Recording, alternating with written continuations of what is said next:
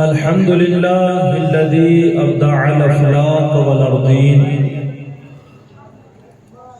والصلاة والسلام على من كان نبيا وآدم بين الماء والطين،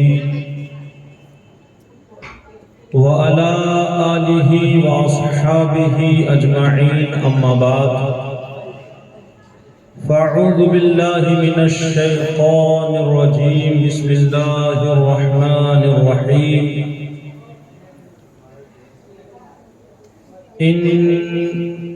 قل إن الموت الذي تفرون منه فإنه ملاقيكم.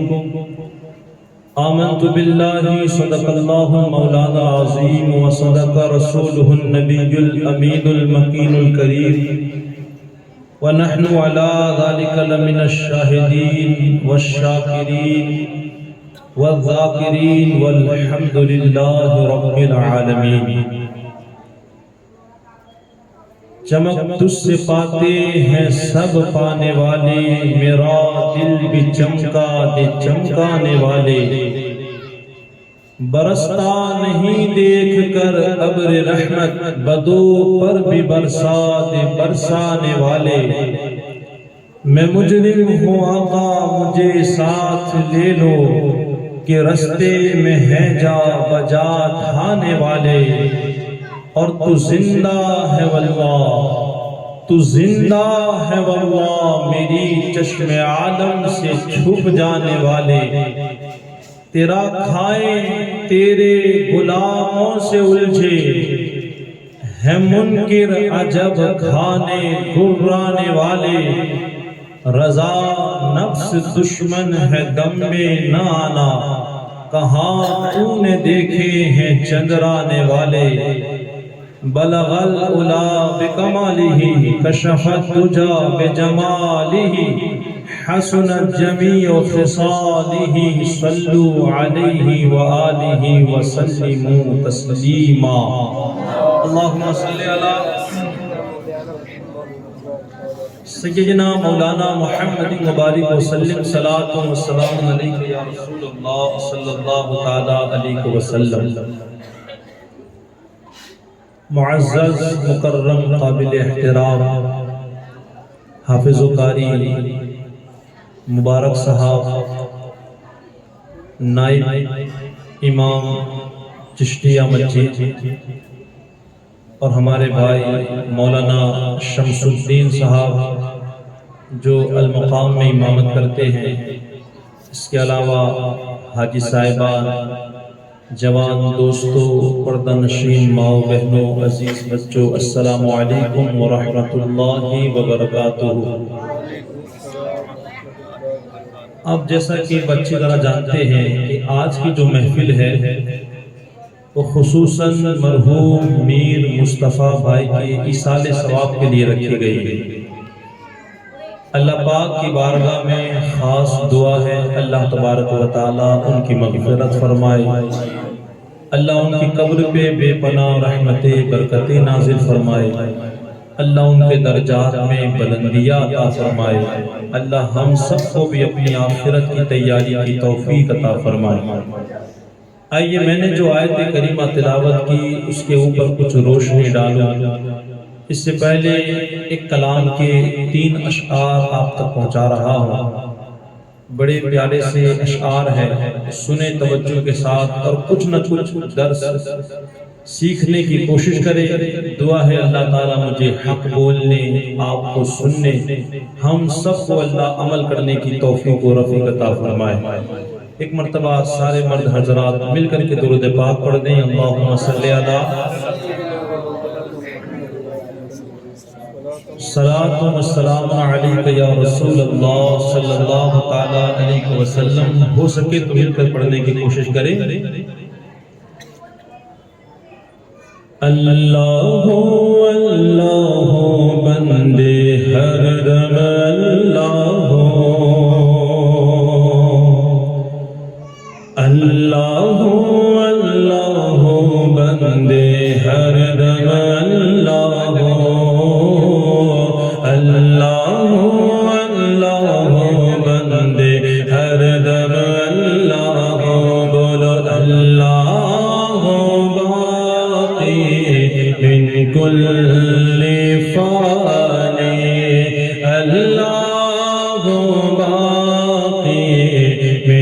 کل فانی بولو اللہ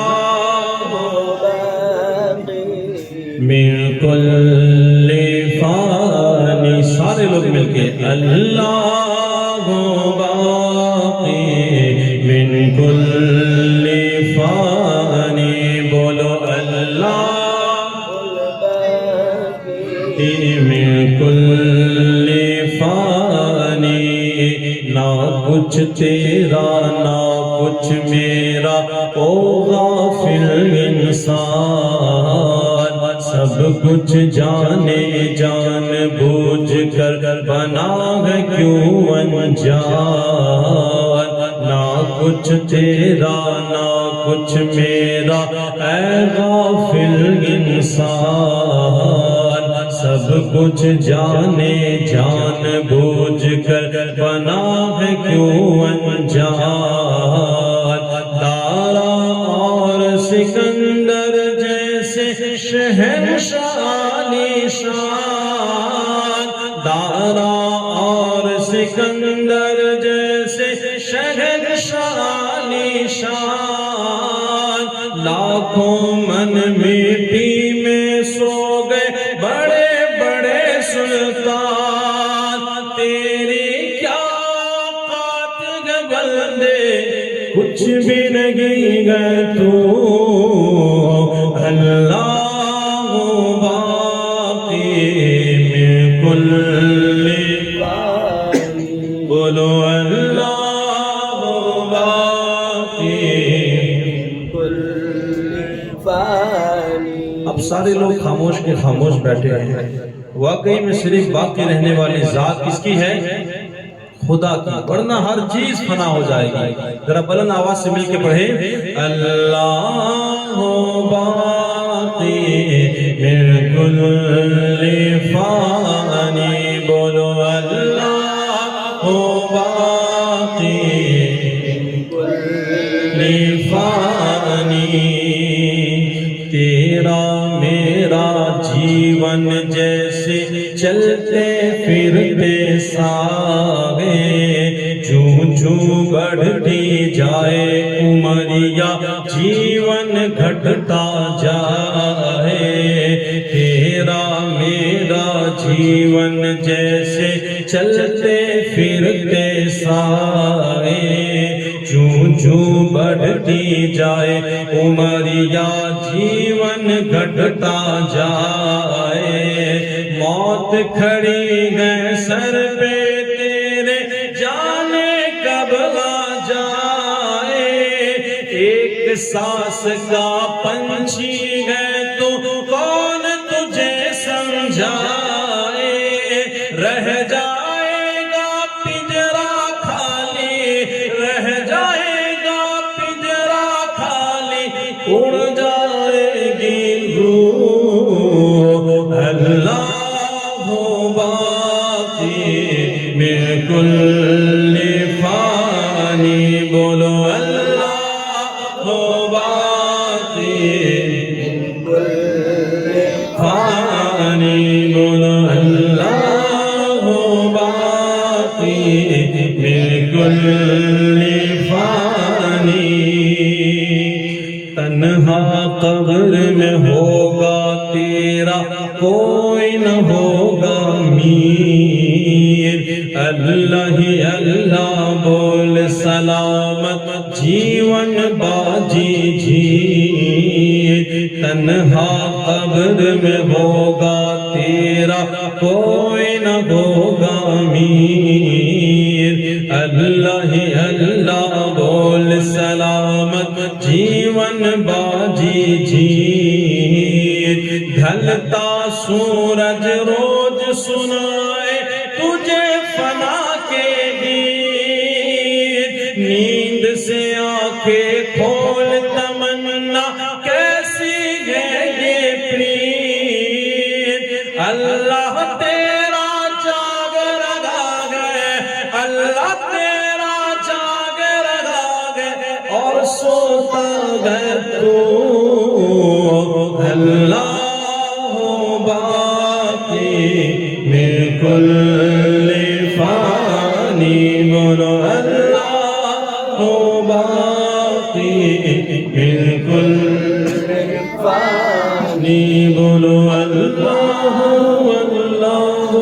اللہ ہر دم اللہ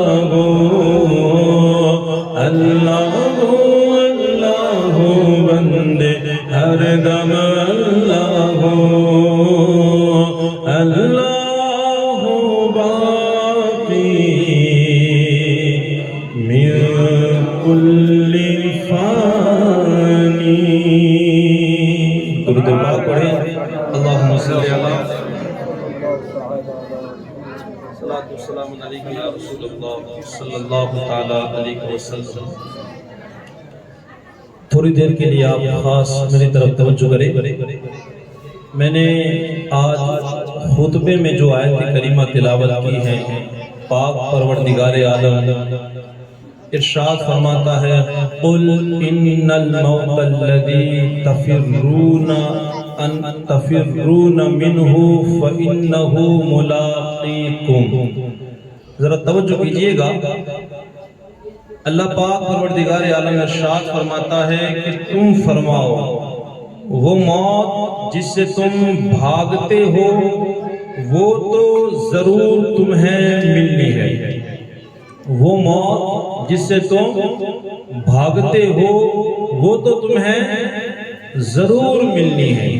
اب آگے کا ذرا جملہ سماعت فرمائے. اللہ پاک ارشاد فرماتا ہے ثم تردون الی عالم الغیب والشہادہ، پھر اسی کی طرف پھیرے جاؤ گے. وہ موت جس سے تم بھاگتے ہو وہ تو تمہیں ملنی ہی ہے. ثم تردون الی عالم الغیب والشہادہ، پھر اسی کی طرف پھیرے جاؤ گے جو چھپا اور ظاہر سب جانتا ہے. ہمیں کس کی طرف پلٹنا ہے؟ جو ظاہر بھی جانتا ہے اور چھپا بھی جانتا ہے. آگے اور سماعت فرمائیں. اللہ پاک ارشاد فرماتا ہے فَيُنَبِّئُكُمْ بِمَا كُنْتُمْ تَعْمَلُونَ، پھر وہ تمہیں بتائے گا جو تم نے کیا تھا.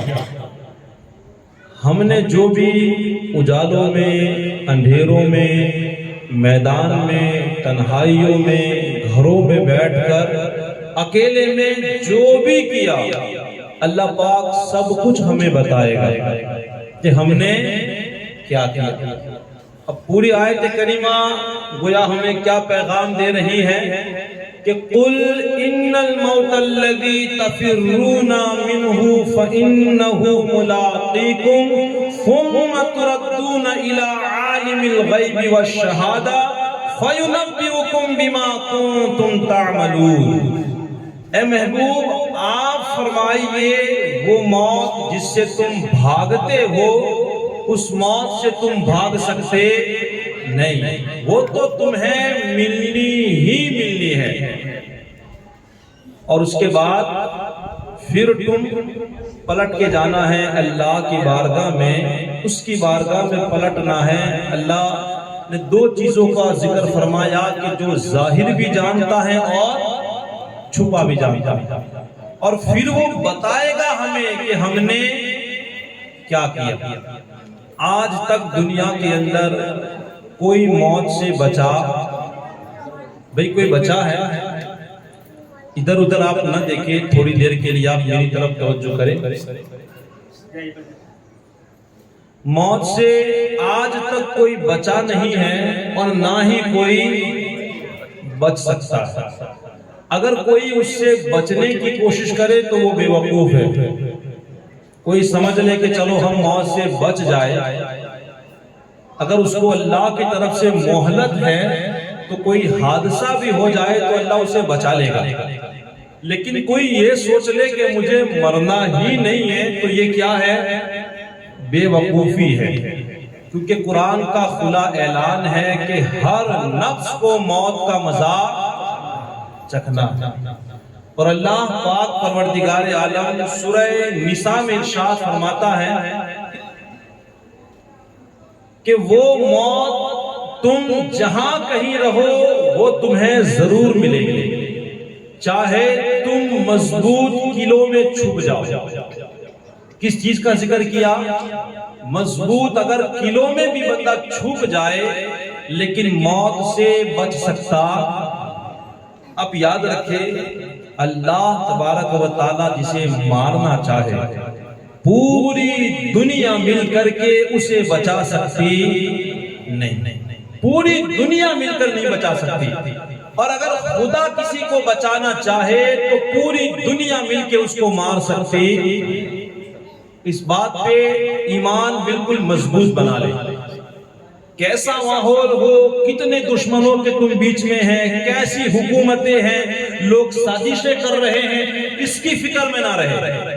جب موت کا وقت آئے گا تو ہمیں کوئی بچا نہیں سکتا، اور اگر اللہ نے زندگی لکھی ہے تو کوئی مار سکتا۔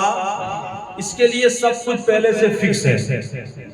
جیسے ہی بندہ ماں کے پیٹ میں ہوتا ہے نا، اس کی زندگی موت سارے فیصلے اللہ کر دیتا ہے۔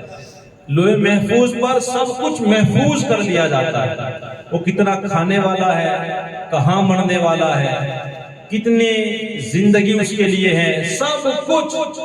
ایک واقعہ میں آپ کو سناؤں، حضرت سلیمان علی نبینا علیہ السلام کے دربار میں لوگ بیٹھے ہوئے تھے۔ حضرت ملک الموت علیہ السلام وہاں تشریف لائے۔ اب ایک بندے کو گھور گھور کے دیکھنے لگے۔ وہ بندہ تو آپ کو نہیں جانتا تھا کہ یہ کون ہے، لیکن حضرت سلیمان علی نبینا علیہ السلام سے پوچھا یہ کون ہے اور مجھے کیوں گھور رہے ہیں؟ آپ نے فرمایا کہ یہ حضرت ملک الموت علیہ السلام ہے۔ تو پھر وہ گھبرایا، اس نے کہا اللہ نے آپ کو بڑی طاقت دی ہے، آپ ہواؤں کو حکم دے کہ یہاں سے مجھے کہیں اور لے کے چلا جائے۔ تو کہتے ہیں آپ نے حکم دیا، ہوائیں اسے جہاں چاہتا تھا وہ لے کے چلی گئی۔ تو حضرت سلیمان علیہ السلام نے ملک الموت علیہ السلام سے پوچھا کہ تم اس کو گھور گھور کے کیوں دیکھ رہے تھے؟ آپ فرماتے ہیں کہ دراصل اس کی موت کا وقت بالکل قریب آ چکا تھا، لیکن وہ جگہ یہ نہیں تھی۔ اب اس کی مجھے روح قبض کرنی تھی، لیکن جگہ یہ نہیں۔ اب وہ وہاں جا چکا ہے جہاں اس کی موت لکھ دی گئی۔ تو بندہ نہ چاہ کر بھی وہاں آخری وقت میں پہنچ جاتا، اور ایسے کوئی نہ کوئی بہانے تو بنتے ہی رہتے ہیں۔ آپ نے بھی دیکھے ہوگے کہیں کہیں ایسے حادثات بنے ہوگے، یار وہ نہ جاتا نہیں تو بچ جاتا۔ کبھی کبھی ایسا ہوا ہے آپ کے ساتھ؟ جیسے میں پہلے جہاں امامت کرتا تھا سامری میں، وہاں کی ایک بات سناؤں۔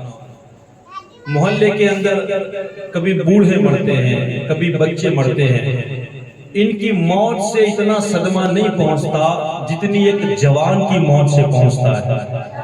جب پتا چلے کہ محلے میں کوئی اچانک جوان انتقال کر چکا ہے تو تھوڑی دیر کے لیے بندہ سن مار جاتا ہے، اور اچانک کوئی حادثہ ہو جائے، کیونکہ میرے ساتھ ایسا کئی مرتبہ یہ فیل آئی ہے۔ جب ایک جوان، ورنہ کوئی اگر کئی دنوں سے بیمار پڑا ہے، بستروں پہ ہے، بوڑھا ہے، ان کے لیے تو دعا ہوتی ہے کہ یا اللہ اس کو تو جلدی لے لے، لیکن جب جوان جاتا ہے تو کچھ حالات الگ ہوتے ہیں۔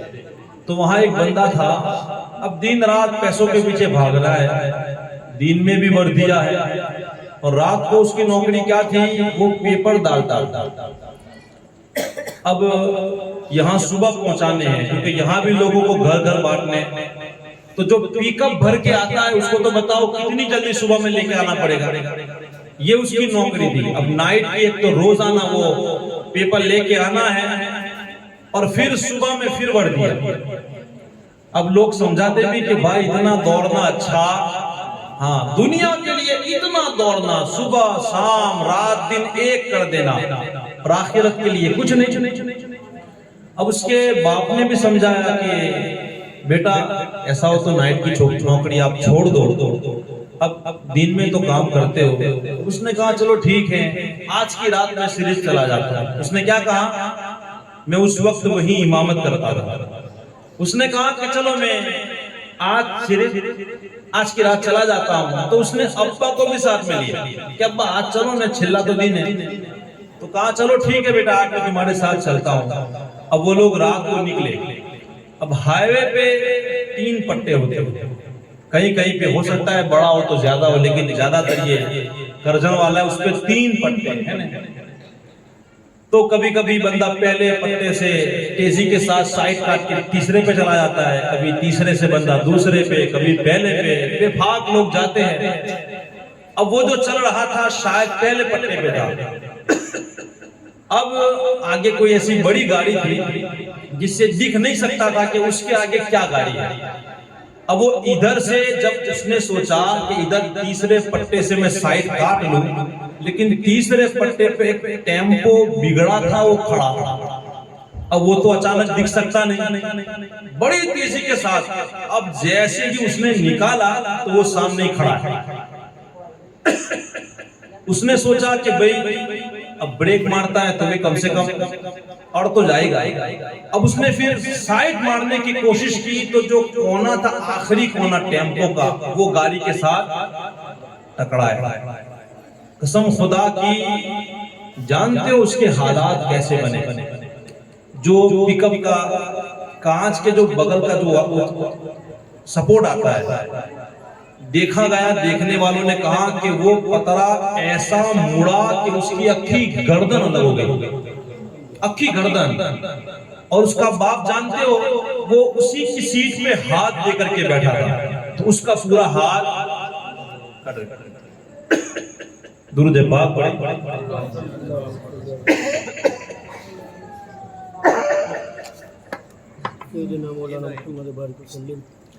درود پاک پڑھیں، اللہم صلی علی۔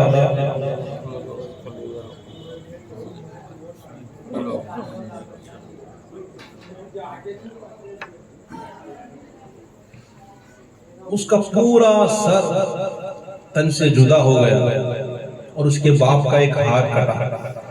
آپ اس میت کو دیکھ نہیں سکتے، جسم کے تو ایسے حالات ہوئے، اللہ خیر کرے، لیکن بتانا میں آپ کو یہ چاہتا ہوں، اس کی نوکری کا وہ کون سی نائٹ تھی؟ آخری۔ اس نے یہی سوچا تھا کہ بس ابا یہ آخری نائٹ میں کر دوں، اس کے بعد میں یہ نوکری چھوڑ دوں گا۔ لیکن موت کے لیے اس کا وقت لکھا گیا، جگہ لکھ دی گئی ہے، ٹائم لکھ دیا گیا ہے۔ آج ہمارے پاس ایک وقت ہے، آج ہم دنیا کمانے میں اتنے پڑے ہیں، آج نظروں کے سامنے کی میں آپ کو باتیں سناؤں، آپ نے بھی ایسے کئی دیکھے ہوگی۔ ہمارے گاؤں میں ایک پولیس والا تھا، پوری زندگی نوکری کی، بار گاؤں میں پوری زندگی بڑا پیسہ کمایا۔ اب جب ریٹائر کا ٹائم قریب آیا تو سوچا کہ اب گاؤں میں جا کے مزے سے رہوں گا۔ قسم خدا کی، جب جب آدمی وہ مکان میں دیکھتا ہوں نا تو وہ بات یاد آتی ہے۔ اس نے بڑا خوبصورت سا مکان بنایا، کس لیے؟ رہنے کے لیے، کہ اب یہاں سے فارغ ہو جاؤں گا تو گاؤں میں جا کے رہوں گا۔ پورا مکان تیار ہوا، اسے آنا تھا، وہ نہیں آیا، اس کی میت آئی، اس کی میت آئی۔ وہ گھر وہاں کا وہاں رہ گئے۔ یہ بھی ایک ہمارا گھر ہے، ایک اور ہمارا گھر ہے جہاں اس کے بعد ہمیں جانا ہے۔ بتاؤ اس مکان کی ہم نے کتنی تیاری کی؟ اس مکان کے لیے ہم نے تو بڑی تیاری کی، ایک ہال بنایا، بیڈ روم بنایا ہے، ایک الگ مہمانوں کے لیے ایک اور کمرہ بنا لیا، خوبصورت کچن بنایا ہے، پی او پی لگوا دی ہے، بڑی خوبصورت ٹائلسیں، اے سی، صوفے، پلنگ اور سیٹی وغیرہ سب کچھ جتنا دل چاہتا تھا ایک سے ایک لائٹیں لا کر کے لگائی۔ بھئی سوچیو، وہ جو مکان ہے نا جہاں جانا ہے، وہاں کوئی ہال نہیں ہے، وہاں بیڈ روم نہیں ہے، وہاں نہ کچن ہے اور نہ وہاں کوئی گیلری ہے کہ تمہارے وہاں ہوا ہے، وہاں کچھ نہیں ہے۔ وہاں بس شاید 2-2.5 فٹ چوڑی اور 5-6 فٹ لمبی، اس کی تیاری ہمیں ہی کرنی۔ ایک میں خوبصورت آپ کو کہانی سناؤ، شاید آپ کے دل میں یہ بات اتر جائے گی تو ہو سکتا ہے کہ یہ محفل ہماری کامیاب ہو جائے۔ ایک شہر تھا، اس شہر کے لوگوں کا ایک قانون تھا کہ وہ اپنا بادشاہ خود چنتے تھے، 1 سال کے لیے۔ کتنے سال کے لیے؟ 1 سال کے لیے اپنا بادشاہ خود چنتے تھے۔ اور 1 سال ختم ہو جانے کے بعد اس بادشاہ کو وہ لوگ ایک سمندر میں جزیرہ تھا اسے وہاں چھوڑ کر کے چلے آتے. کئی سالوں سے یہ بات چلی آ رہی ہے. ایک مرتبہ ایک بادشاہ کا 1 سال ختم ہوا, وہ لوگ جزیرے پہ چھوڑنے کے لیے گئے. وہ بادشاہ رو رہا ہے لیکن ان کا قانون اٹل تھا کہ نہیں, وہ روئے پچھاڑیاں مارے کچھ بھی کرے, ہمیں چھوڑ کے چلے آنا. جب وہ چھوڑ کے آ رہے تھے تو انہوں نے دیکھا کہ راستے میں ایک ناؤ پڑی ہے سمندر کے اندر, اور اس کے اوپر ایک آدمی بے ہوش پڑا ہے. اب ان لوگوں نے اسے بچایا. اب یہ لوگ سوچ رہے تھے کہ بھئی ہمیں ایک بادشاہ کی بھی ضرورت ہے, تو ان لوگوں نے فیصلہ کیا کہ چلو اسی کو بادشاہ ہم بنا دیں گے. اسے گھر لائے, اسے ہوش آیا, اس کے بعد اسے بتایا کہ بھئی ہمارے شہر کا یہ قانون ہے, ہم لوگ بادشاہ خود بناتے ہیں اور 1 سال کے بعد جزیرے میں چھوڑ کے چلے آتے ہیں, آپ ہمارے بادشاہ بن جائیں. اب اس نے کہا کہ بھئی یہ تو بہت کھوٹ کی بات ہے, 1 سال کے لیے بادشاہ بننا ہے پھر جزیرے میں جانے کا.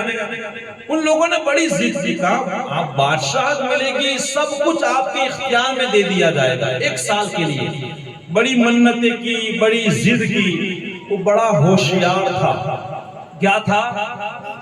ہاں, اس بات کو یاد رکھنا ہے, ہمیں بھی ہوشیار بننا ہے.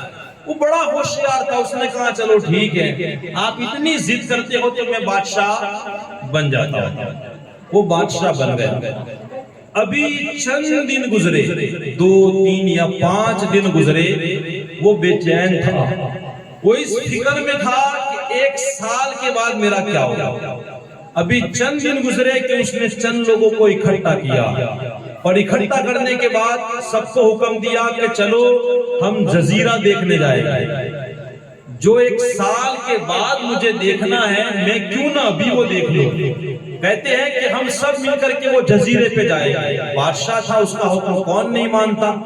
کہتے ہیں کہ وہ جزیرہ دیکھنے کے لیے گیا. جب وہاں گیا تو دیکھا یہ بہت بڑا جنگل ہے.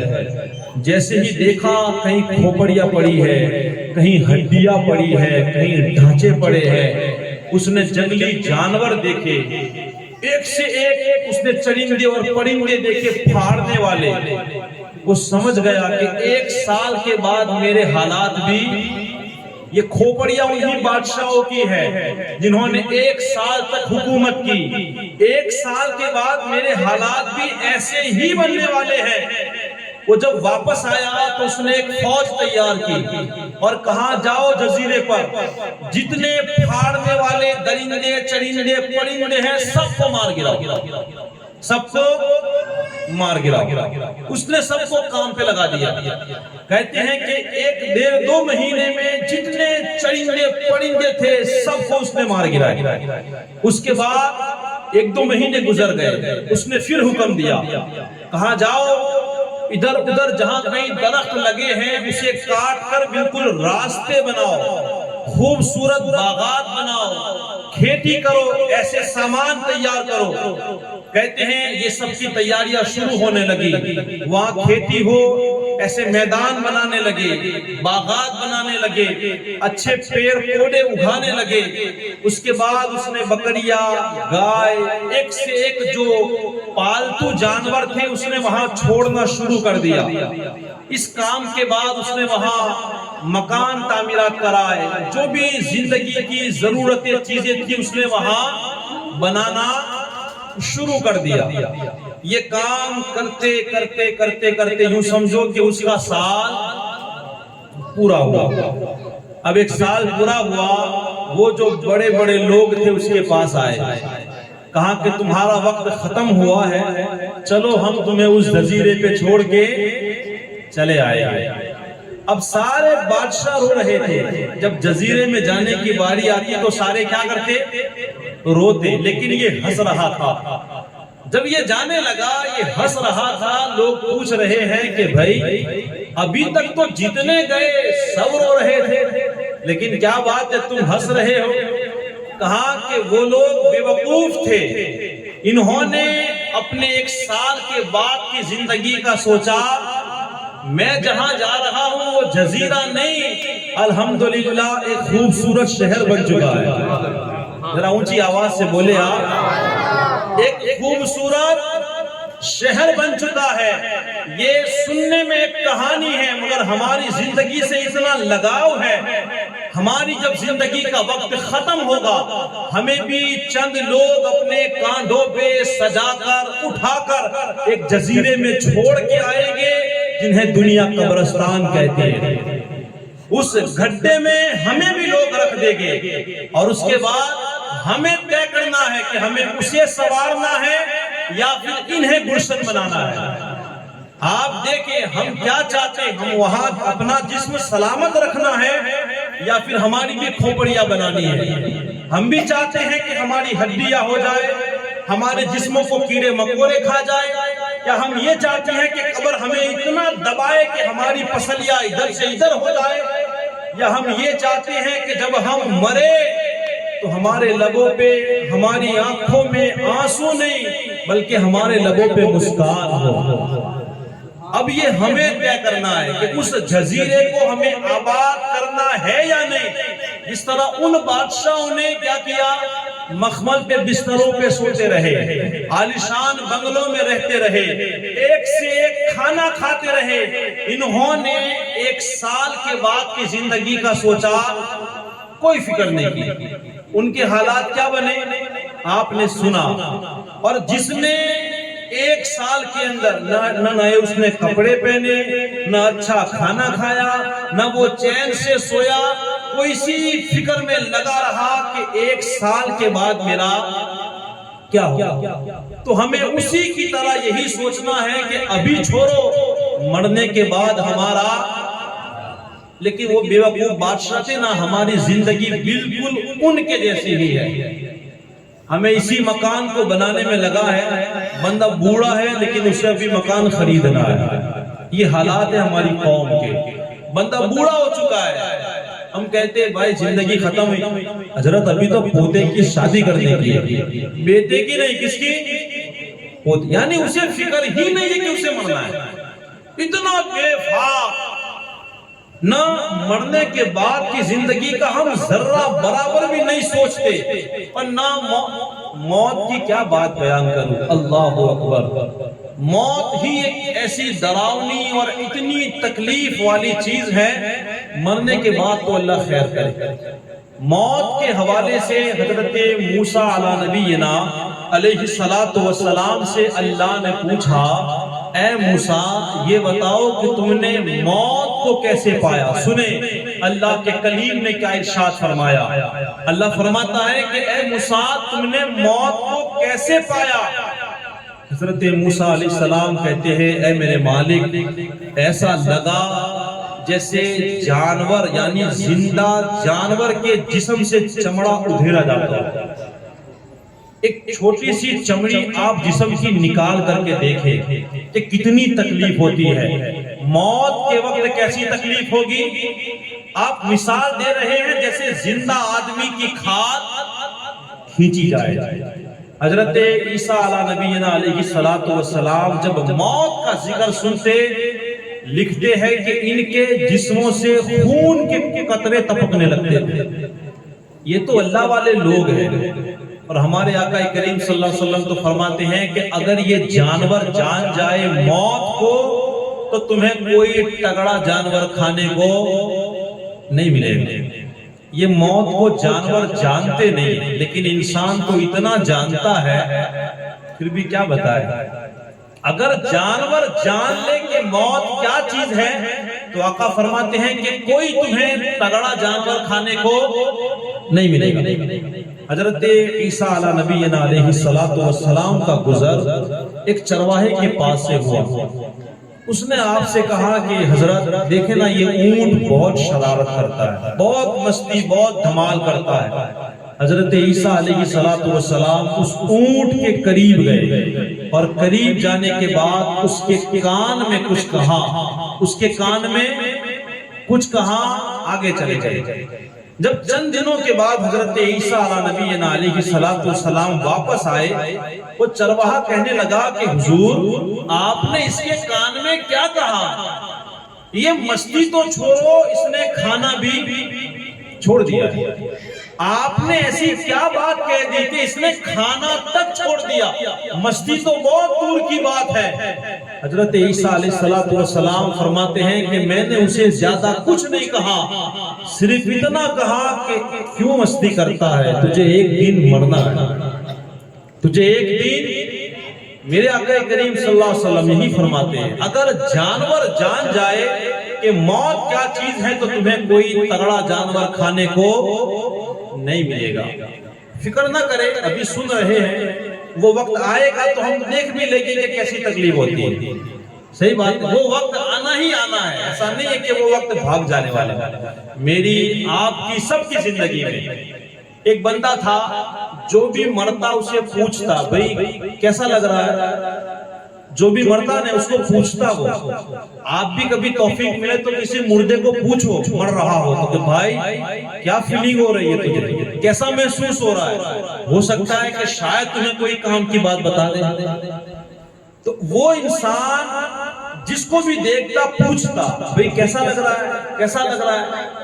اب اس کا ٹائم آ گیا، اس کی موت کا وقت بہت قریب تھا، تو اسی کو کسی نے پوچھ لیا اب تو بتا کہ کیسا، تجھے کیسا لگ رہا ہے۔ اس نے کہا کہ قسم خدا کی ایسا محسوس ہو رہا ہے جیسے آسمان اور زمین ملا دیے گئے ہو اور میری روح کو سوئی کے نوک کے اندر سے نکالا جا رہا ہے۔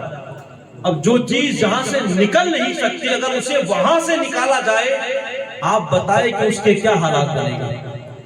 وہ کیا فرماتا ہے، ایسا لگ رہا ہے جیسے زمین اور آسمان مل گئے ہیں اور میری روح کو ایک سوئی کے نوک کے اندر سے نکالا جا رہا ہے۔ یہ موت کا وقت ہے۔ 300 مرتبہ تلوار ماری جائے نا، اس سے بھی زیادہ تکلیف موت کے وقت ہوتی ہے۔ یہاں تک میں نے ایک قول پڑھا کہ جب بندہ قیامت کے دن اٹھے گا اس وقت بھی موت کی تکلیف کو محسوس کرے گا۔ سوچے آپ کیا درد ہوگا۔ حضرت عمر بن خطاب رضی اللہ تعالیٰ عنہ سے کسی نے پوچھا کہ حضور آپ ذرا بتائیں موت کے بارے میں کچھ تو بتائیں۔ آپ کہتے ہیں کہ کیا بتاؤ، ایک مثال دے کر آپ نے سمجھایا کہ ایک انسان کے منہ میں ایک کانٹے دار جھاڑی کو ڈال دیا جائے اور ہر نس کے اندر کانٹے چوب جائے اور پھر وہ کھینچی جائے، بتائے کتنی تکلیف ہوگی۔ ہر نس کے اندر ایک کانٹا چوب چکا ہے، اب وہ جب کھینچا جائے گا اس سے بھی زیادہ موت کے وقت بندے کو تکلیف ہوتی ہے۔ میرے اور آپ کے آقا کریم صلی اللہ تعالی وسلم کا آخری جب وقت تھا نا تو حضور بھی پیالے میں اپنا ہاتھ رکھتے اور پھر وہ ہاتھ منہ پر لگا کر کے فرماتے اے اللہ مجھ پر تو آسانیاں فرما۔ آپ تصور کریں حضرت عیسیٰ علیہ السلام اپنے حواریوں سے کہا کرتے تھے میرے لیے دعا کرو اللہ تعالیٰ موت کے وقت مجھ پر آسانیاں فرمائے۔ یہ لوگ کتنے خوف خدا والے تھے کیونکہ یہ جانتے تھے کہ موت ہوتی کیا ہے۔ آپ سوچے میرا اور آپ کا کیا بنے گا وہ لمحہ جب آئے گا، کیونکہ حضرت ملک الموت علیہ السلام کسی کے ہوئے بھی ہے کوئی رشتہ دار کہ آپ نے چھوڑ دیا ہو، آپ کو نہ کوئی دیوار روک سکتی ہے، نہ آپ کو کوئی کانچ روک سکتا ہے، نہ کوئی قلعہ، کوئی چیز نہیں۔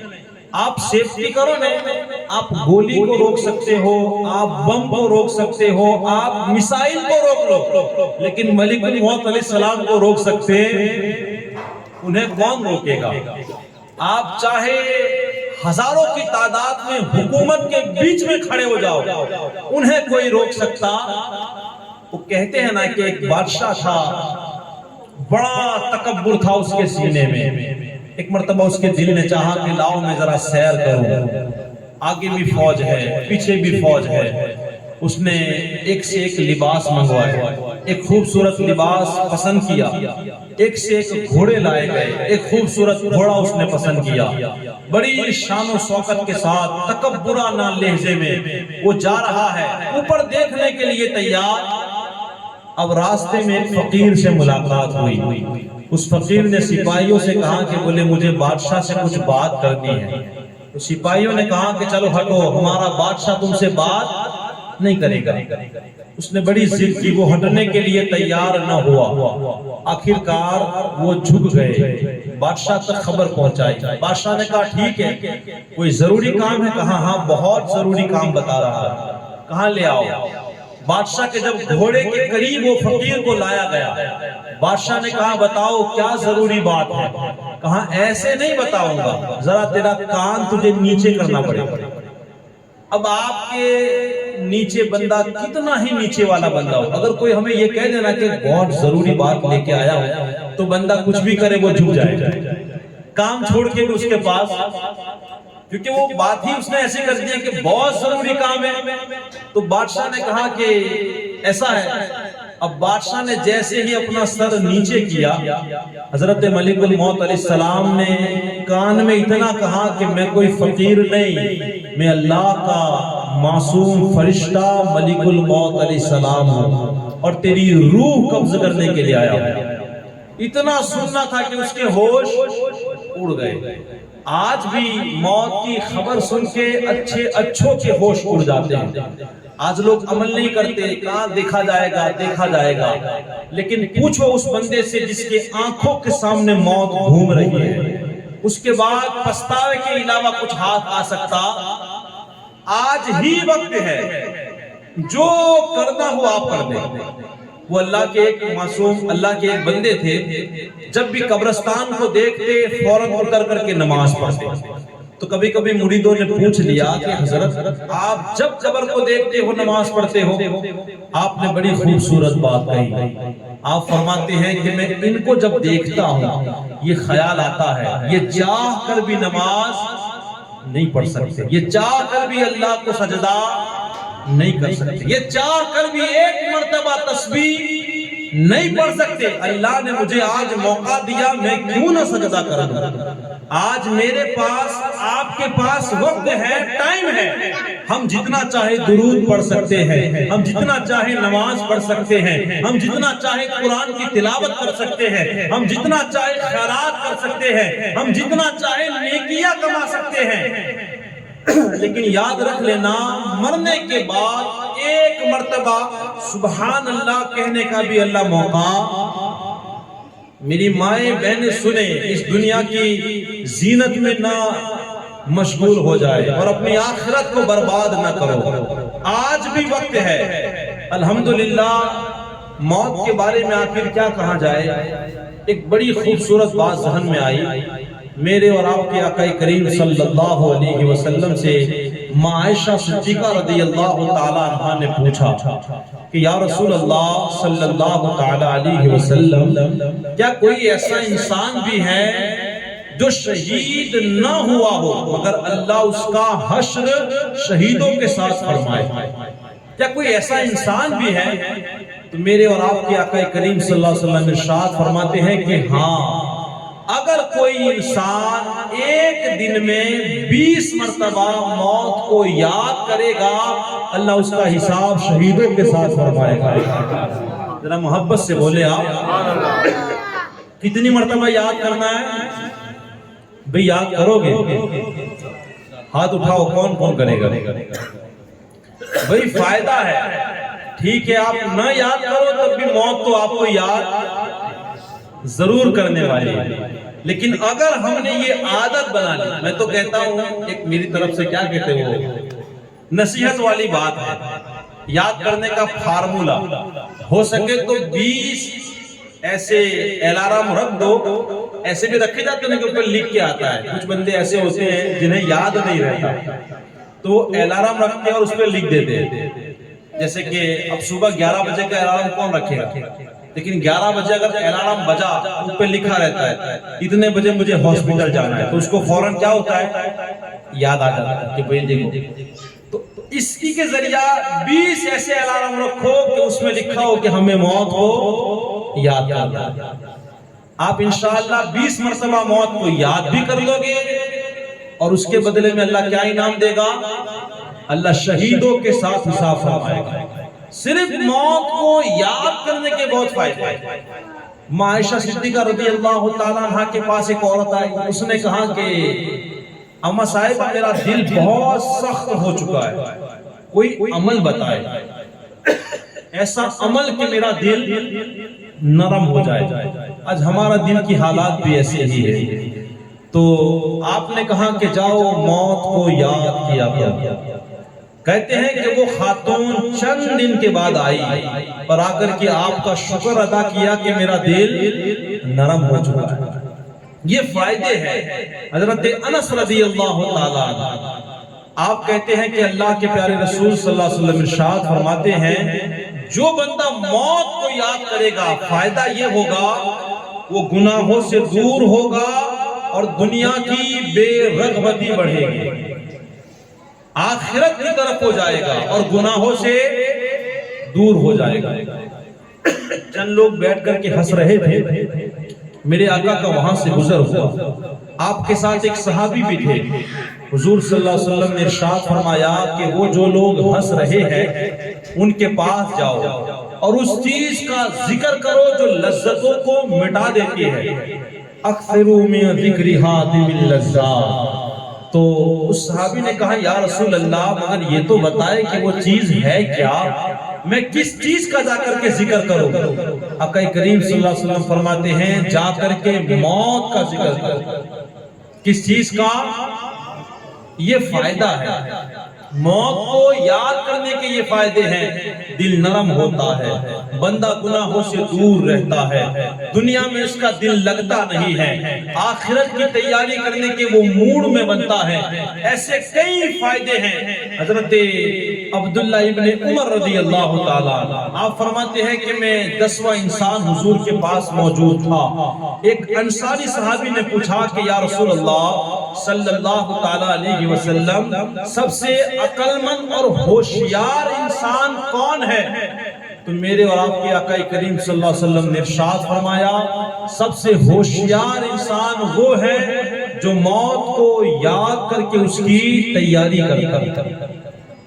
اب آپ اور میں بتائے دل پہ ہاتھ رکھ کر کے آخری باتیں کہ ہم کتنی تیاری کریں بتائیں۔ صبح سے لے کر دوپہر تک، اس کے بعد شام تک، شام سے پھر سونے تک اور سو کر پھر اٹھنے تک، ہمارے دین میں کتنے ایسے کام ہیں جو ہم موت کی تیاری کرتے ہو کہ نہیں بھائی ہمیں تو مر جانا ہے۔ حضرت شفیق بلخی رحمت اللہ علیہ فرماتے ہیں نا، آپ نے 3 قول ارشاد فرمائے، میں صرف ایک سناتا ہوں۔ آپ نے کہا نا کہ 3 باتیں انسان کی ایسی ہے بولتا ہے مگر کرتا کچھ اور ہے، بولتا کچھ اور ہے اور اس کا کام کچھ اور۔ اس میں ایک قول آپ کا یہ ہے انسان کہتا ہے کہ ایک دن مر ہی جانا ہے لیکن کام ایسے کرتا ہے جیسے مرنا ہی نہیں۔ دیکھیں آپ آج لوگوں کے کام، لوگ بے بھاگ نماز چھوڑتے ہیں، بے بھاگ کچھ نہیں پڑھی، انہیں ایسا لگتا ہے جیسے کوئی پوچھنے والا، انہیں کوئی پوچھنے والا نہیں۔ کیا انہیں اس بات پر یقین نہیں ہے کہ ہمارے آقا نے فرمایا کہ قیامت کے دن سب سے پہلے اللہ نماز کے بارے میں پوچھے گا؟ کیا اس بات پر ان کا ایمان نہیں ہے کہ اللہ فرماتا ہے جو نماز نہیں پڑھتا اللہ اسے جہنم میں بھیجے گا؟ ایک حکایت میں یہاں آپ کو سناؤں۔ ایک لڑکے کا جنازہ پڑا تھا، اس کے اوپر ابھی چادر ڈالی گئی تھی اور اس کو غسل وغیرہ نہیں دیا گیا۔ تو کہتے ہیں کہ جب اس کو غسل دینے کے لیے کفن ہٹایا گیا، وہ چادر ہٹائی گئی تو اس کے جسم پہ پورے سانپ لپٹا ہوا تھا، پورا سانپ۔ اب لوگوں نے بڑی تیزی کے ساتھ جلدی کی کہ بھئی اسے ہم مار دیں، لیکن اس کا باپ قریب میں بیٹھا تھا۔ اس کے باپ نے کہا کہ بھئی اسے مارو مت، ہم یہیں بیٹھے ہیں، یہ کہاں سے آیا ہے؟ یقیناً یہ کوئی دنیاوی سانپ نہیں بلکہ یہ اللہ کا عذاب ہے، یہ اللہ کا عذاب ہے، ورنہ ہم تو یہیں بیٹھے ہیں۔ اب اس کے بعد اس نے کہا کہ تم مارنا چاہو گے پھر بھی یہ مر سکتا، یہ مرنے والا سانپ نہیں ہے۔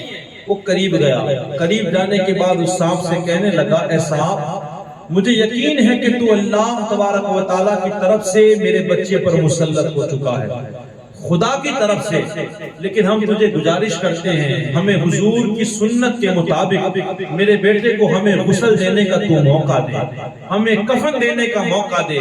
کہتے ہیں کہ اتنا کہنا تھا کہ وہ سانپ جیسے اتنا سمجھدار ہو کہ اس کے جسم سے دھیرے سے اترا، گھر کے ایک کونے میں جا کر کے بیٹھ گئے، ایک کونے میں، اور اس کے بعد ان لوگوں نے آسانی کے ساتھ غسل دیا۔ غسل دینے کے بعد وہ کہتے ہیں جیسے ہی ہم نے کفن دینا چاہا وہ فوراً آ گیا اور پہلے جیسے پورے جسم پر لپٹا تھا ویسے لپٹ گیا اور اس کے منہ کو چوسنے لگا۔ حضور کی حدیث ہے باقاعدہ، آپ پڑھ لیں کتابوں میں، حضور فرماتے ہیں جو نماز چھوڑتا ہے نا اللہ اس کے اوپر گنجا سانپ مسلط کر دے گا، گنجا سانپ، اور ایک مرتبہ ڈسے گا نا انسان 700 گز زمین میں ڈس جائے گا، اور اس کے زہر کا اثر اللہ اکبر۔ تو کہتے ہیں کہ وہ پورے جسم میں لپٹ گیا، اور اس کے بعد اس کے باپ نے کفن دیا اور اسی سانپ کے ساتھ اس بندے کو دفن کر دیا گیا۔ یہ تو اللہ تبارک و تعالیٰ نے ان کو دکھایا۔ اب جو لوگ تھے دفن کرنے کے بعد اس کے باپ کے پاس آئے اور کہنے لگے کہ میاں ایسا تو تیرا بچہ کیا کام کرتا تھا کہ اللہ نے اس کو ایسے عذاب میں گرفتار کر دیا، سنیں کتنی بڑی بات ہے، اللہ خیر کرے ہمارا کیا ہوگا۔ اس کا باپ کہتا ہے کہ میرا بیٹا بس کبھی کبھی نماز چھوڑ دیتا۔ کب چھوڑتا؟ سارے لوگ بولے بس 5-10 منٹ، کبھی کبھی نماز چھوڑتا۔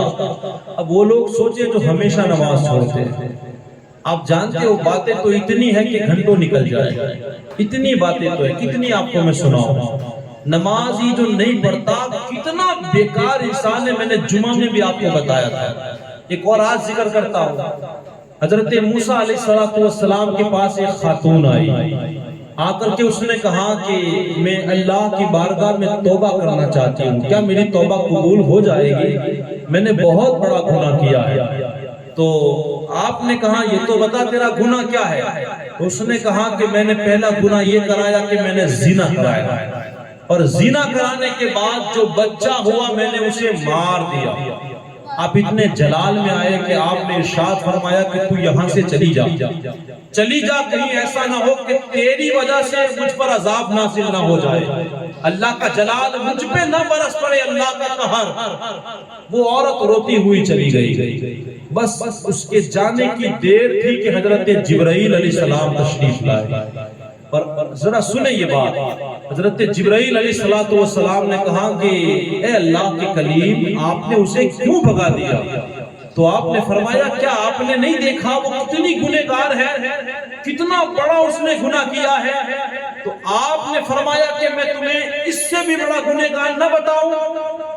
آپ تو چوک گئے، اچانک چوک گئے کہ اس سے بھی بڑا کوئی گناہ ہوگا کہ بندی نے زنا کرایا اور اس سے جو اولاد ہوئی اس کو بھی اس نے مار دیا، اس سے بھی بڑا کوئی گناہ؟ کہاں ہاں کہاں بتائے، ضرور بتائے، اس سے بڑا گناہ کیا ہے؟ کہا اس سے بھی بڑا گناہ یہ ہے کہ بندہ ایک وقت کی جان بوجھ کر نماز چھوڑ دے۔ سوچے آپ کتنا بڑا گناہ ہے۔ اللہ کہے کہ تو میرے آگے جھک، اور بندہ نہ جھکے، ایک سجدہ نہ کیا تو شیطان کو جنت سے نکال دیا گیا۔ ہم تو پہلے سے ہی باہر ہیں، ہم تو، اور دوسری بات یہ ہے کہ ہم ایسی زندگی میں جی رہے ہیں آج جہاں ایمان سنبھالنا تک مشکل ہے۔ ہمارے پاس تو کوئی ایسا پروف بھی نہیں ہے کہ گارنٹی مل چکی ہو کہ ہم تو سنی ہو کر ہی مریں گے، اس بات کی بھی کوئی گارنٹی ہمارے پاس نہیں ہے، کیونکہ ہم دیکھتے ہیں شادیوں میں ٹملیا اور شادیوں میں جو گانے بجتے ہیں، ایسے ایسے گانے جن میں کلمہ کفریات ہوتے ہیں، بندہ گاتا ہے، ناچتا ہے، بے دین بن جاتا ہے، بندہ کافر ہو جاتا ہے، اسے پتہ ہی نہیں ہوتا کہ وہ کافر ہو چکا ہے۔ یہ حالات ہیں ہمارے طرف۔ آج ہمیں اپنے ایمان کی نہیں فکر، اس جملے کو آپ کو بھولنا نہیں ہے۔ تنبیہ المغترین میں غالباً یہ جملہ لکھا ہوا ہے، ایک اللہ والے کا قول ہے، وہ فرماتے ہیں اگر کوئی ایمان کی فکر نہیں کرتا اللہ آخری دم کے اندر اس سے ایمان کو چھین لیتا ہے۔ اللہ اس سے ایمان، کیونکہ اگر ہمیں آج دنیا میں کوئی انسان تحفہ دے، اب بہت بڑا تحفہ ہو تو بتائے ہم اس کی کتنی قدر کریں گے؟ اگر پیر صاحب نے کچھ دے دیا ہو تو اوہ مرتے دم تک اس کو سنبھال کے رکھتے ہیں کہ نہیں؟ اگر کسی سے محبت ہے، وہ کوئی چیز دے دے اتنا سنبھال کے رکھتے ہیں۔ ایمانداری سے بتاؤ کہ اس دنیا میں ایمان سے بڑی دولت آپ کے پاس کوئی چیز ہے؟ بتائے نا۔ آپ کسی بھی مسلمان سے پوچھیں تیرے پاس سب سے بڑی دولت کیا، وہ کہے گا کہ ایمان۔ اب اتنی بڑی دولت دی ہمیں، اب اس کے شکرانے کے طور پر بھی کبھی ہمیں 2 نماز پڑھنے کی توفیق نہ ملے تو بتائے کہ اس سے بڑی ناشکری اور کیا ہو سکتا ہے؟ رات کو آنکھ کھلے، میں تو کہتا ہوں کہ وضو کر کے مصلی بچھا کر کے بندے کو 2 رکعت نماز پڑھنی چاہیے کہ مالک تیرا شکر ہے کہ تو نے مسلمان بنایا ہے۔ اتنے سارے دھرم ہیں، اللہ کہیں پیدا کر دیتا، ہو سکتا تھا کہ ہزاروں نہیں کروڑوں سال تک ہم جہنم میں سڑتے اور پگھلتے رہتے۔ اللہ کا شکر ہے کہ اس نے اپنے محبوب کا امتی بنایا ہے۔ تو ایمان جو ہمیں ملا، اس کے شکرانے کے طور پر بتاؤ ہم نے کیا آج تک عمل کیا؟ کیا کبھی اس کے بدلے میں کوئی سجدہ کیا ہم نے؟ کیا کبھی ہاتھ اٹھا کر کے دعا کی کہ اے مالک تیرا شکر ہے کہ تو نے ایمان دے دیا؟ کیا کبھی نماز پڑھی ہے ہم نے؟ کبھی بھی پڑھی؟ اب سوچے اگر نہیں پڑھی تو اس سے بڑے افسوس کی بات کیا ہو سکتی ہے؟ اتنا بڑا انعام دینے کے باوجود بھی ہم نے اللہ کا شکر ادا نہیں کیا۔ تو اگر ہم اس کا شکر ادا نہیں کرتے، اس کی حفاظت نہیں کرتے، تو پھر اللہ اس کو چھین لیتا ہے۔ یہ دنیا کا بھی دستور ہے، آپ کسی کو مکان بھاڑے دو، انہیں آپ کو پتا چلے کہ وہ تو جانے وقت فلیاب آتا ہے اور مکان کے کلر کی بھی وات لگا دی ہے، نہ پورے گھر کا پلاسٹر بھی اس نے تو توڑنے مانا ہے، تو آپ اس کو مکان دو گے کہ خالی کرا دو گے؟ ہاں، اب یہ گھر کی بات ہے، بندہ گھر حفاظت سے نہ رکھے تو ہم لے لیتے ہیں۔ ہم کسی کو گاڑی دے، پتا چلے کہ وہ صحیح چلاتا نہیں ہے تو ہم واپس لے لیتے ہیں۔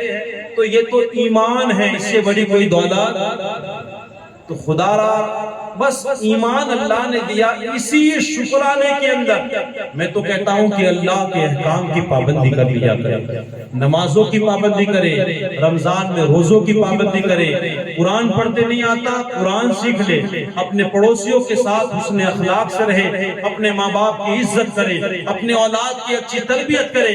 اور میری مائیں بہنیں یاد رکھے، تمہارے جو بال جتنے لوگ دیکھتے ہیں تمہیں اتنا گناہ ہوتا ہے، تمہارا چہرہ جتنے لوگ دیکھیں گے اتنا تمہیں گناہ ہوتا ہے، اتنا گناہ ہوتا ہے تم گن سکتی نہیں ہو۔ خدا را اللہ سے ڈرو، یہ مولانا کی باتیں نہیں ہے کہ تم پردہ کرو، یہ تمہارا خدا کہتا ہے۔ یقین نہ آتا ہو تو قرآن کھول کے پڑھو، اللہ نے اپنے محبوب سے کہا اے میرے محبوب اپنی عورتوں کو اور اسلام کی شہزادیوں کو کہے کہ جب وہ گھر سے نکلے اپنے چہرے پر چادر، یہ کسے کہا گیا ہے؟ اسلام کی شہزادیوں سے۔ کسے کہا گیا ہے؟ ماں فاطمہ الزہرا کی کنیزوں سے کہا گیا ہے۔ اگر آپ کو لگتا ہے کہ ہم اسلام کی شہزادیاں ہیں، اگر آپ کو لگتا ہے کہ ہم ماں فاطمہ الزہرا کی کنیزیں ہیں تو پھر آپ پردہ کریں، ورنہ پھر آپ کی مرضی۔ اگر آپ ٹی وی میں چلنے والے وہ ہیروئن کی طرح بننا چاہتی ہو، انہی کے پیچھے چلنا چاہتی ہو تو آپ کی مرضی۔ وہ کہتے ہیں نا، میں نے ایک بادشاہ کی بات آپ کو سنائی، یہاں کی زندگی آباد کرنی ہے یا مرنے کے بعد قبر کی زندگی آباد کرنی ہے۔ اگر ہم چاہتے ہیں کہ ہمارا جسم سلامت رہے، ہمیں چاہیے کہ ہم کثرت کے ساتھ درود پڑھا کریں، اچھے سے اچھا عمل کریں، اللہ اور اس کے رسول کے جو احکامات ہیں بس ان سے بغاوت نہ کریں، شریعت کی جو حد ہے اس سے آگے بڑھنے کی کوشش، بس اتنی بات ہے۔ اور یاد رکھے اللہ فرماتا ہے نا، میں نے انسانوں کو اللہ کی عبادت کے لیے پیدا کیا، شریعت کے دائرے میں رہ کے انشاءاللہ آپ جو بھی کرو گے، مسکراؤ گے تو اللہ مسکرانے پر ثواب عطا فرمائے گا۔ گھر سے نکلے حلال کی کمائی سے اللہ ہر قدم پر آپ کو ثواب عطا فرمائے گا۔ بس آپ کی نیت اچھی چاہیے، شریعت کے دائرے میں کام کرنا ہے، جو بھی کام آئے۔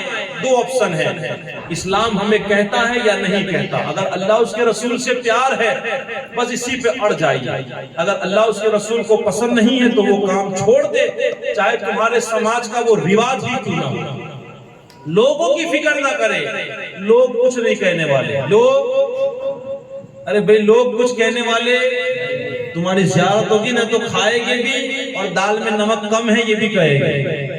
صحیح بات. ہاں یہ دنیا کا دستور ہے. کون دنیا میں کس کا ہوا ہے؟ دنیا یہی کہنے والی ہے. لاسٹ میں بہت اچھا مانس تھا، تو کیا کرے چلا گیا، بس اتنا. اس کے بعد کچھ ہونے والا یہی یہ کڑوی حقیقت ہے. لیکن آج افسوس اس بات کا ہے کہ دنیا کیا کہے گی، دنیا کیا کہے گی. اسی کے چکر میں ہم یہ بھول گئے ہیں کہ اللہ اس کے رسول کیا کہے گی. اللہ اس کے رسول کی جب بارگاہ میں حاضر ہوگے تب ہمارا کیا ہوگا یہ ہم بھول چکے ہیں. خدا را بس یہی کچھ ضروری باتیں تھی وہ میں نے آپ تک پہنچائی. آج کی محفل کا بس خصوصی پیغام یہی ہے، ہم موت کو کثرت سے یاد کریں، عقل مند بنے، یعنی موت کی تیاری کرنے کی کوشش کریں، اپنی قبروں کو سنواریں. اسے ہمیں کو سنوارنا ہے. ہماری قبر میں کوئی آنے والا ہمیں ہی جانا ہے. مرنے کے بعد اٹھنے پر ایمان رکھے، اللہ کی بارگاہ میں حاضر ہونا ہے. اللہ ہر چیز کے بارے میں پوچھے گا. آج ہم صبح شام رات دنیا میں ایسے مگن ہو چکے ہیں، اللہ کو بھی بھول گئے ہیں، اللہ کے رسول کو بھی بھول گئے ہیں. پتہ نہیں کہ موت کے وقت ہمارا کیا ہوگا، آخرت میں ہمارا کیا ہوگا. میں تو دیکھتا ہوں کہ ہمارا جو قبرستان ہے، کبھی کبھی جب قبریں کھودی جاتی ہیں نا تو پسلیاں نکلتی ہیں. کیا نکلتی ہے؟ لوگ پوچھنے آتے ہیں حضرت اس کا کیا کرے. جس کی قبر کھودی ہے اسی میں پھر وہ کونے میں رکھ دیتے. تو ہمارے ایسے حالات نہ بنے. کسی بہت بڑے عقل مند نے کہا ہے کہ اگر چاہتے ہو کہ تمہارا جسم سلامت رہے تو پھر کم کھاؤ. اگر تم چاہتے ہو کہ تمہاری روح سلامت رہے تو گناہ کم کرو. اور اگر چاہتے ہو کہ تمہارا ایمان سلامت رہے تو پھر محمد مصطفیٰ پر کثرت کے ساتھ درود پڑھو. بس چلتے پھرتے اٹھتے بیٹھتے حضور کی شان میں درود پڑھا کرے. اور انشاءاللہ آتی سنیچر کو بھی انشاءاللہ یہاں محفل رکھی گئی ہے. میں پوری کوشش کروں گا والدین کے حوالے سے کہ جب زندہ ہو تو اسلام ہمیں کیا حقوق بتاتا ہے، اور مرنے کے بعد بھی ان کے کچھ حقوق ہے، وہ انشاءاللہ اللہ نے چاہا تو میں بیان کرنے کی پوری کوشش کروں گا. اللہ تبارک و تعالی ارشاد فرماتا ہے کہ اے محبوب آپ فرما دیجئے وہ موت جس سے تم بھاگ رہے ہو وہ تمہیں ضرور ملے گی، اور پھر اس کی طرف پھرے جاؤ گے جو چھپا اور ظاہر سب جانتا ہے. اور اس کی بارگاہ میں تمہیں کھڑا کیا جائے گا اور تمہیں پھر بتایا جائے گا کہ تم نے کیا کیا. اسی لیے حضرت عمر فاروق اعظم کے قول کو بھی یاد رکھے، وہاں حساب ہو اس سے پہلے یہاں اپنا حساب. کہیں پیسے دینے ہوئے تو پہلے گن یہ لے اچھے. صحیح بات. وہاں جا کے 2-3 نوٹوں کھوٹی بازاریں چلی جائے. اس لیے بہتر یہی ہے کہ ہمارا وہاں حساب ہو اس سے پہلے ہم اپنا حساب کر لیں. فجر میں رات کو سوئے تو فجر کی نیت کر کے سوئے، اور رات کو سونے سے پہلے عشاء کی نماز پڑھ کے سوئے. سچے دل سے آج توبہ کرے. اگر عشاء کی نماز نہیں پڑھی ہے تو گھر جا کر کے پڑھے. بس محفل کا یہی درس ہے، یہ ایک دن کی حقیقت میں درس گاہ ہے. ضروری باتیں میں نے آپ تک پہنچائی ہیں. اللہ تعالیٰ مجھے آپ سبھی کو عمل کرنے کی توفیق عطا فرمائے، اور اللہ ہم سبھی کے مرحومین کی مغفرت فرمائے. اللہ تمام مرحوموں کی قبر پہ بے پناہ رحمتیں برکتیں نازل فرمائے. اللہ ہم سبھی کو جنت الفردوس میں اعلیٰ سے اعلیٰ مقام عطا فرمائے. استغفر اللہ استغفر اللہ استغفر اللہ ربی من کل ذنب واتوب الیہ. اشہد ان لا الہ الا اللہ وحدہ لا شریک لہ ونشہد ان محمدا عبدہ ورسولہ. السلام علیکم ورحمۃ اللہ وبرکاتہ. صلاۃ والسلام کے لیے کھڑے.